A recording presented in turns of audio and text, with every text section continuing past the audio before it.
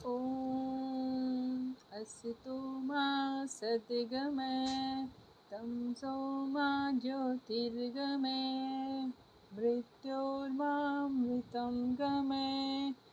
ॐ शांति शांति शांति। मुझे असत्य से सत्य की ओर ले चलो, मुझे अज्ञानता से प्रकाश की ओर ले चलो, मुझे मृत्यु से मरता की ओर ले चलो। आप सभी का मेरे चैनल तमसो मा ज्योतिर्गमय में स्वागत है। पिछली बार हमने नाड़ियों के विषय में जानकारी प्राप्त की थी। अब हम अपनी यात्रा को आगे बढ़ाते हुए चक्रों के विषय में जानेंगे। हमारे शरीर में ऊर्जा के केंद्र होते हैं जिन्हें हम चक्र कहते हैं।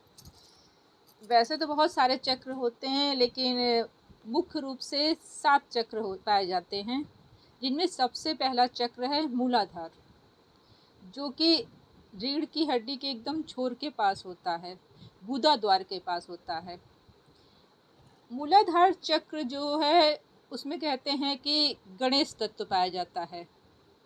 आपने कथा सुनी होगी कि माता पार्वती ने गणेश जी का सृजन किया था और वो नहाने के लिए चली गई थी। उन्होंने कहा था कि तुम्हारी आज्ञा के बिना कोई भी अंदर प्रवेश ना करने पाए, तुम यहाँ पे खड़े होकर मेरी रक्षा करना। तो गणेश जी आदि शक्ति की रक्षा करते हैं। कुंडलिनी में जो आदि शक्ति रहती है उनकी रक्षा करते हैं। जब तक वो आज्ञा नहीं देते हैं तब तक माता आगे नहीं बढ़ती हैं। गणेश जी एकदम बालपन का प्रतीक हैं, इसलिए अगर चाहते हैं कि आगे कुंडली बढ़े, उसके लिए ज़रूरी है कि हम एकदम बच्चों के जैसे निर्मल हो जाएं।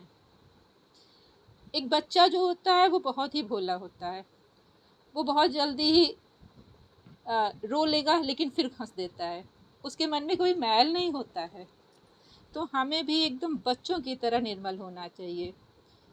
हमारे मन में किसी के प्रति कोई ग्लानि नहीं होनी चाहिए, और बच्चा कभी किसी के प्रति कोई दुर्भावना नहीं रखता है, कोई गलत निगाह नहीं रखता है। तो इस चक्र का जागृत होने के लिए ज़रूरी है कि हम अपनी निगाह सही रखें।